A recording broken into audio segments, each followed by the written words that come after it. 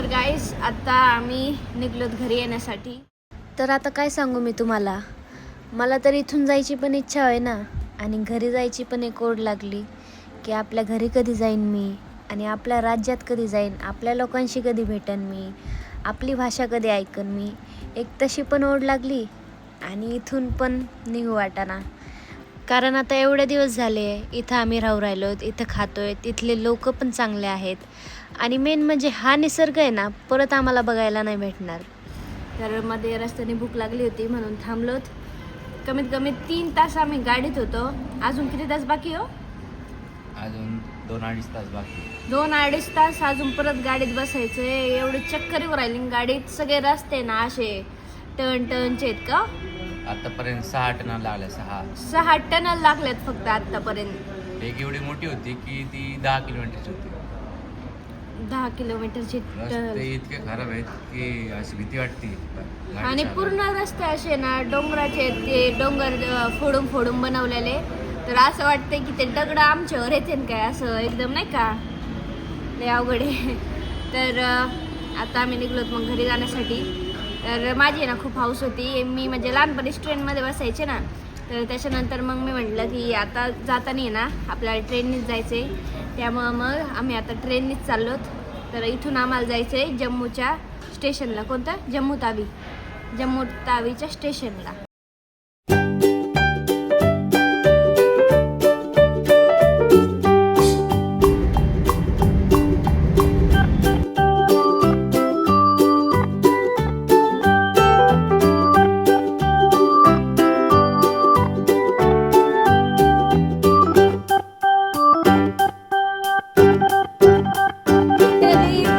आम्ही नगरला. आणि हे बघा माझे हाल, एक इकडे लटकवली, एक पुढे लटकवली.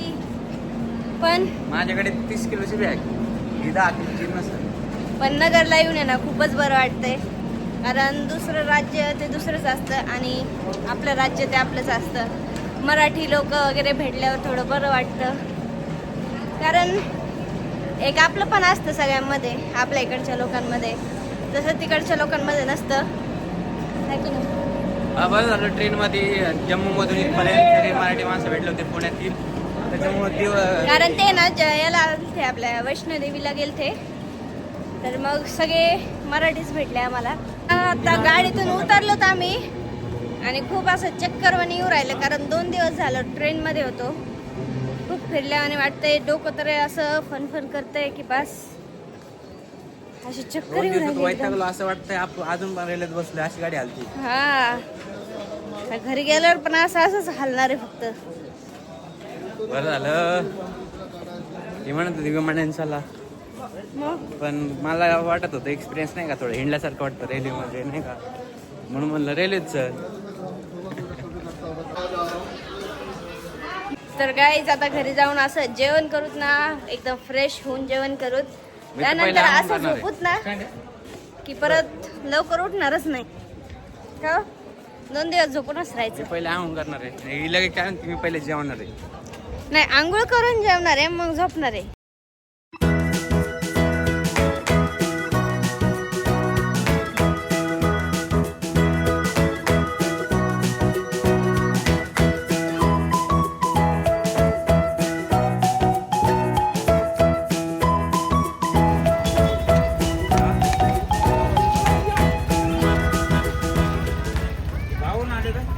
हा, आमचं गाव होतं जम्मू काश्मीर. आमचं गाव, आपलं गाव हे जम्मू काश्मीरला फिरायला गेलतो.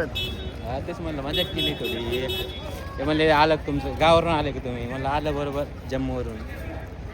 माझी बॅग का घाशीत चालली तुम्ही? जा तिकडे माझ्या हातात. हे परत माग बॅग लटकवली मी. काय तुम्ही माझ्या बॅगीला मुद्दाम असं करू राहिले तर काय तर पडन त्याच्यामधून काही. नेलं होतं मग तुझं काम तू केलं पाहिजे ती बॅग. अगं बाई, हा का? तुम्ही फिरलीच नाही का?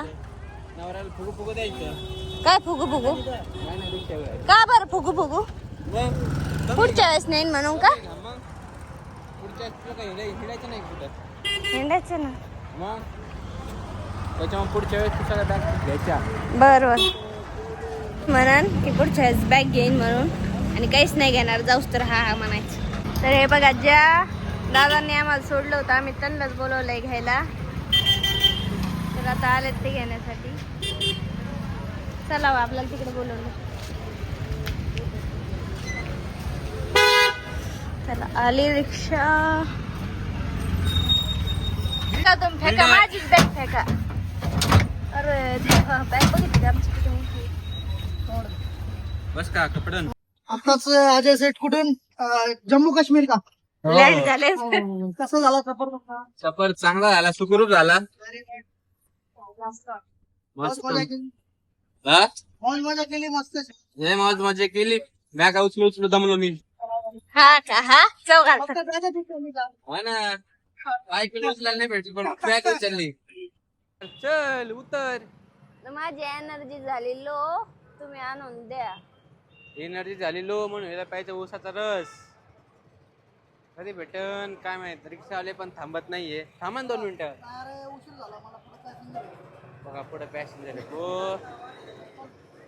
हो द्या ना 2. थांबा जरा, कस्टमरला समजून घ्यायचं असतं थोडंफार. लवकर 2 मिनिटात आवरून घ्या फक्त. सांग चल ना खाली. थांबा ना. हो 2 द्या आम्हाला पहिले. टाइम लागेल म्हणले. का? चल मग घरी. नाही नाही, मला प्यायचंच आहे. ते थांबत नाही. चल ना मग.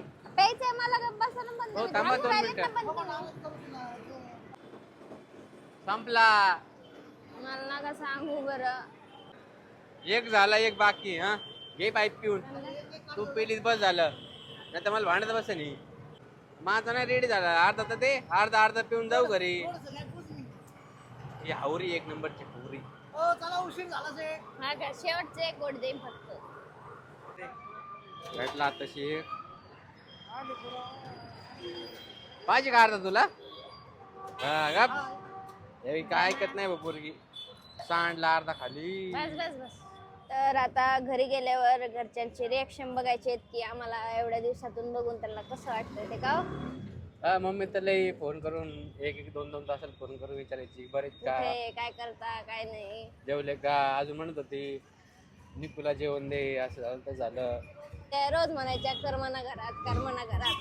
आता बघू काय म्हणतात गेले. आता वाटच बघू लागले. हा वाटच बघू राहिले सगळे आता आमची कधी येते म्हणून. तर घरी येणार डुगी पण आलेली आहे.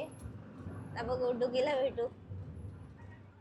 बापरे काय तुकडा तुकडा आणला. तुकडा उतरायचा नाही बाई.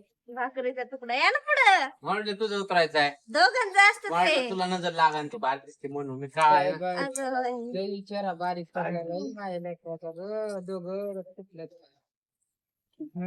आवा लवकर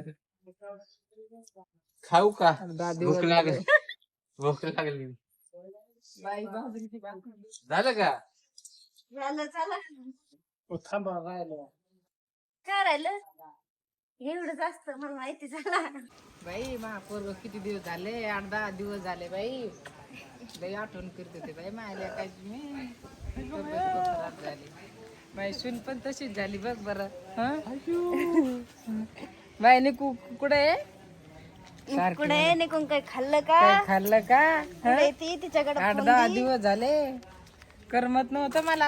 हा यो बघ ना रोज फोन आला का रोज म्हणायच्या करमत नाही करमत नाही. चेहरा सुकलक नाही. दे इकडं माझ्याकडे बॅग. दे इकडं. बॅग भरून आणली पण उचलत नाही मला. उचलत नाही बॅग. काय काय आणलं आजी भरून बॅग? आतमध्ये येऊ दे लगेच. बॅग का गिफ्ट का